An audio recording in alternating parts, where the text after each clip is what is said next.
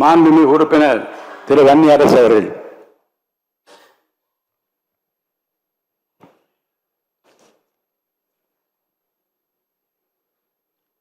மாண்புமிகு பேரவைத் தலைவர் அவர்களுக்கும் மாண்புமிகு முதல்வர் அவர்களுக்கும் என்னுடைய வணக்கங்களை தெரிவித்துக் கொள்கிறேன். மக்களின் உணர்வுகளை எதிரொலிக்கும் எதிர்க்கட்சி தலைவர் அவர்களுக்கும் என்னுடைய வணக்கங்களை தெரிவித்துக் கொள்கின்றேன்.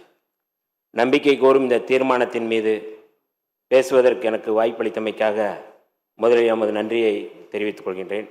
இந்த அவையிலே பங்கெடுத்திருக்கின்ற அத்தனை சட்டமன்ற உறுப்பினர்கள், அமைச்சர் பெருமக்கள் அத்தனை பேருக்கும் என்னுடைய வணக்கங்களை தெரிவித்துக் கொள்கிறேன். இதுவரை மக்கள் மன்றத்தில் போராடி வந்த என்னை சட்டமன்றத்தில் களமாட வாய்ப்பளித்த எமது தலைவர் எழுச்சி தமிழர் தொல்காப்பியன் திருமாவளவன் அவர்களுக்கு இந்த அவையில் நன்றியை தெரிவித்துக் கொள்கிறேன்.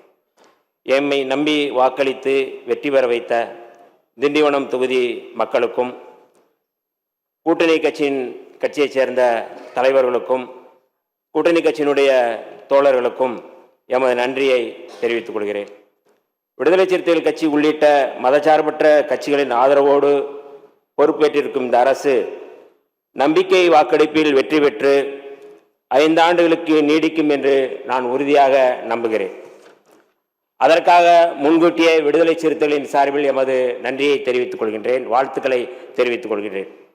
விடுதலை சிறுத்தைகள் கட்சியும் இடதுசாரி கட்சிகளும் காங்கிரஸ், இந்திய யூனியன் முஸ்லீம் லீக் ஆகிய கட்சிகளும் திமுக தலைமையிலான மதச்சார்பற்ற முற்போக்கு கூட்டணியில் இடம்பெற்று தேர்தலை சந்தித்தோம். ஆனால் இந்த தேர்தலில் தவேகாவுக்கு தமிழக வெற்றி கழகத்திற்கு பெரும்பான்மை கிடைத்து ஆட்சி அமைத்துள்ளது. பாஜகவின் மறைமுக செயல் திட்டமான ஆளுநர் ஆட்சியை கொண்டு வருவதற்கான முயற்சியை தடுக்கும் வகையில் விடுதலை சிறுத்தைகள் தமிழக வெற்றி கழகத்திற்கு ஆதரவு தெரிவித்துக் கொள்கின்றோம். மாண்புமிகு முதலமைச்சர் அவர்கள் பொறுப்பேற்பதற்கு விடுதலை சிறுத்தைகள் கட்சியின் ஆதரவு முக்கியமானதாக இருந்தது என்பதை இந்த நாட்டு மக்கள் அறிவார்கள். எமது ஆதரவை பெற்ற இந்த அரசு மக்கள் நல திட்டங்களை நிறைவேற்றி மாநில உரிமைகளை காத்து மிகச்சிறந்த அரசு என்ற பெயரை பெற்று சிறப்பிக்க வேண்டும் என்று விடுதலை சிறுத்தைகளின் சார்பில் நாங்கள் வாழ்த்துகின்றோம். இந்த அரசு ஆதரிப்பவர்கள், எதிர்ப்பவர்கள் என அனைவருக்குமான அரசாக இருக்கும் என்பதை நம்முடைய முதல்வர் அவர்கள் தனது நடவடிக்கைகள் மூலம் உணர்த்தியிருக்கிறார்கள். முதலமைச்சராக பதவியேற்றதற்கு பிறகு எதிர்க்கட்சி தலைவர்கள் அனைவரையும் வீடு தேடி சென்று அவர்களது வாழ்த்துக்களை பெற்றது தமிழ்நாட்டுக்கு மட்டுமின்றி இந்தியாவுக்கே நல்ல முன்னுதாரணத்தை ஏற்படுத்தியிருக்கின்றது. முதல்வருக்கு விடுதலை சிறுத்தைகளின் சார்பில் எனது பாராட்டுகளையும் தெரிவித்துக் கொள்கிறோம். எமது தலைவர் எழுச்சி தமிழர் தொல்காப்பியன் திருமாவளவன் அவர்களை நேரில் சந்தித்து வாழ்த்து பெற்றமைக்கு விடுதலை சிறுத்தைகளின் சார்பில் நன்றியை தெரிவித்துக் கொள்கின்றோம். விடுதலை சிறுத்தைகள் கட்சி இந்த அரசுக்கு நிபந்தனையற்ற ஆதரவை கொடுத்திருக்கிறது. ஆனால் இந்த அரசு சில நடவடிக்கைகளை எடுக்க வேண்டும் என எதிர்பார்க்கிறோம். தொகுதி மறுசீரமைப்பின் மூலமாக தமிழ்நாட்டின் நாடாளுமன்ற தொகுதிகளின் எண்ணிக்கையை குறைப்பதற்கு ஒன்றிய அரசு முயற்சித்த போது அதை ஏனைய எதிர்க்கட்சிகளின் துணையோடு அன்றைய முதலமைச்சர் தளபதி மு.க. ஸ்டாலின் அவர்கள் தலைமையில் மதச்சார்பற்ற முற்போக்கு கூட்டணியின் தலைவர்கள் அத்தனை பேரும் அதை முறியடித்தோம். அதன் தொடர்ச்சியாக இந்த அரசும் மாநில உரிமைகளை பாதுகாப்பதில் எந்த சமரசமும் இல்லாமல் உறுதியோடு இருக்க வேண்டும் என்று விடுதலை சிறுத்தைகளின் சார்பில் கேட்டுக்கொள்கிறோம். கடந்த திமுக ஆட்சியின் போது ஒன்றிய அரசுக்கும் மாநில அரசுகளுக்கும் இடையிலான உறவு குறித்து ஆராய்வதற்கு 2025ஆம் ஆண்டு ஏப்ரல் மாதம் நீதிபதி குரியன் ஜோசப் தலைமையில் ஆணையம் அமைக்கப்பட்டது. அந்த ஆணையத்தின் இடைக்கால அறிக்கையை இந்த ஆண்டு பிப்ரவரி மாதம் தாக்கல் செய்யப்பட்டுள்ளது. அந்த ஆணையம் தொடர்ந்து தனது பணிகளை செய்து முழுமையான அறிக்கையை அளிப்பதற்கு இந்த அரசு உதவ வேண்டும் என்று விடுதலை சிறுத்தைகளின் சார்பில் கேட்டுக்கொள்கிறோம். சில முன்பு வரை வட இந்திய மாநிலங்களில் நிகழ்ந்து வந்த ஆணவ படுகொலைகள் தமிழ்நாட்டிலும் இப்பொழுது தலைதூக்கியுள்ளன. அதை தடுத்து நிறுத்துவதற்கு சிறப்பு சட்டம் ஒன்றை இயற்ற வேண்டும் என்று வலியுறுத்தி விடுதலை சிறுத்தைகள் கட்சியும் இடதுசாரி கட்சிகளும் பல போராட்டங்களை முன்னெடுத்தோம்.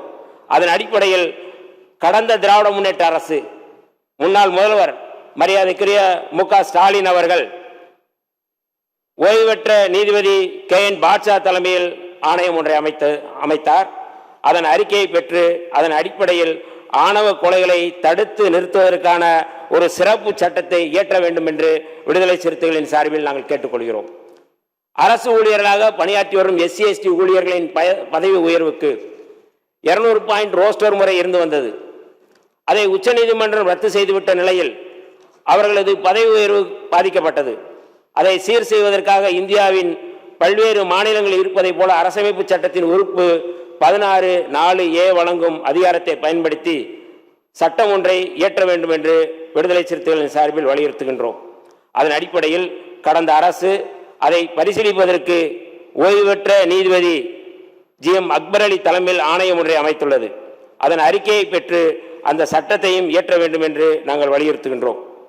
இந்த அரசு பொறுப்பேற்றதும் உடனடியாக எதிர்கொண்டிருக்கும் முக்கியமான சிக்கல் தமிழ்நாட்டு மீனவர்களுடைய சிக்கல். புதிய ஆட்சி அமைந்தால் இலங்கை கடற்படையின் தாக்குதலில் இருந்து தாம் பாதுகாக்கப்படுவோம் என்று நம்பி வாக்களித்திருக்கிறார்கள். நேற்று இலங்கை கடற்படையினரால் நமது மீனவர்கள் 40 பேர் கைது செய்யப்பட்டு அவர்களது படகுகளும் இலங்கை கடற்படையால் பறிமுதல் செய்யப்பட்டிருக்கிறது.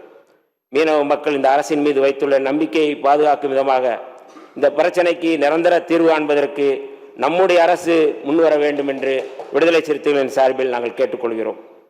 2013ஆம் ஆண்டு முதல் மராட்டிய மாநிலத்திலும் 2020ஆம் ஆண்டு முதல் கர்நாடகாவிலும் மூட நம்பிக்கைகள் மூலம் ஏமாற்றுவோருக்கு சிறை தண்டனை அளிக்கும் சட்டங்கள் நடைமுறையில் உள்ளன. இது தவிர பீகார், ஜார்க்கண்ட், சத்தீஸ்கர், ஒடிசா, ராஜஸ்தான் போன்ற மாநிலங்களில் மாந்திரீகம், சூனியம் ஆகியவற்றுக்கு எதிரான சட்டங்கள் நடைமுறையில் உள்ளன. குறிப்பாக மராட்டியத்தில் பகுத்தறிவுவாதி நரேந்திர தபோல்கர் இத்தகைய மூட நம்பிக்கைகளுக்கு எதிராக சட்டம் கோரி போராடி வந்தார். சனாதன் சன்ஸ்தா என்னும் பயங்கரவாத அமைப்பைச் சேர்ந்த சனாதன பயங்கரவாதிகள் 2013ஆம் ஆண்டு ஆகஸ்ட் 13ஆம் தேதி புனே நகரில் பகுத்தறிவாதி நரேந்திர தபோல்கரை உறுப்பினர். இந்த படுகொலையை தொடர்ந்து 2015 பிப்ரவரியில் இடதுசாரி எழுத்தாளர் கோவிந்த் பன்சாரே, அதே ஆண்டு ஆகஸ்டில் கன்னட எழுத்தாளரும் கன்னட பல்கலைக்கழகத்தின் முன்னாள் துணைவேந்தருமான MM கல்புரிக்கு, 2017 செப்டம்பரில் பத்திரிகையாளர் கௌரி லங்கேஷ் ஆகியோரை அதாவது மானிய கோரிக்கைகள் தான் வருகிறது. பேசுவதற்கு நிறைய வாய்ப்பு இருக்கிறது. இன்னும் அதிகமாக ஆலோசனை சொல்வதற்கு நேரம் இருக்கிறது. இன்று நாம் அனுபவிக்கும் ஒவ்வொரு உரிமைகளும் சமூக முன்னேற்றமும் பல தலைவர்கள், அறிஞர்கள், கள செயற்பாடுகளின் ஈடில்லா தியாகத்தால் தான் கிடைத்துள்ளன. ஆகவே நமது அரசு ஜோதிடம், பில்லி சூனியம் போன்ற மூட நம்பிக்கைகளுக்கு எதிரான நம்பிக்கைகளுக்கு இடம் தராமல் அறிவியலை வளர்க்கும் திட்டங்களுக்கு முன்னுரிமை கொடுக்க வேண்டும் என்று நான் விடுதலை சிறுத்தைகளின் சார்பில் கோரிக்கை வைக்கின்றேன். அறிவியலார்ந்த மனிதநேயம், ஆய்ந்து தெளிந்த சீர்திருத்தம். இருங்க, நான் சொல்லுங்க, கொஞ்சம் பேச விடுங்களேன்.